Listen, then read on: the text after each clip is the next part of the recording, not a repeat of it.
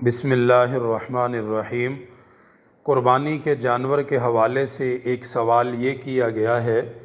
کہ اگر کوئی شخص گائے کی قربانی کرنا چاہتا ہے یا بھینس کی قربانی کرنا چاہتا ہے یا بکری کی قربانی کرنا چاہتا ہے، لیکن ان کا ایک تھن خراب ہے یا ایک تھن پیدائشی ہی نہ ہو، یا دو تھن خراب ہوں یا پیدائشی ہی نہ ہوں، یہ پہلے درست تھے بعد میں کسی بیماری کی وجہ سے ایک تھن سے یا دو تھن سے دودھ آنا بند ہو گیا ہو، تو کیا ایسے جانور کی قربانی کرنا درست ہے؟ اس کا جواب یہ ہے کہ اگر گائے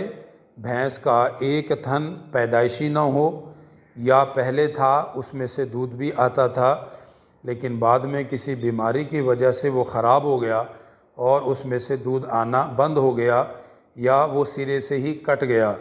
تو گائے اور بھینس میں ایک تھن کی خرابی کی وجہ سے اس کی قربانی جائز ہے، قربانی اس کی جا سکتی ہے۔ اگر گائے اور بھینس کے دو تھن خراب ہوں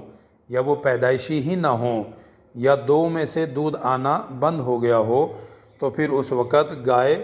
اور بھینس کی قربانی درست نہیں ہوگی۔ ایک خراب ہو تو جائز ہے، اگر دو تھن خراب ہو گئے یا وہ پیدائشی ہی نہیں تھے تو ان کی قربانی اس جانور کی درست نہیں ہوگی۔ اگر بکری یا بھیڑ کا ایک تھن خراب ہو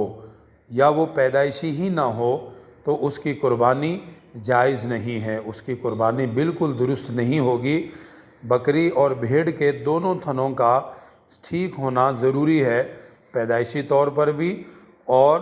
دودھ کے لحاظ سے بھی، کہ وہ بیماری کی وجہ سے یا کسی اور وجہ سے ان کے تھن خراب نہ ہوں،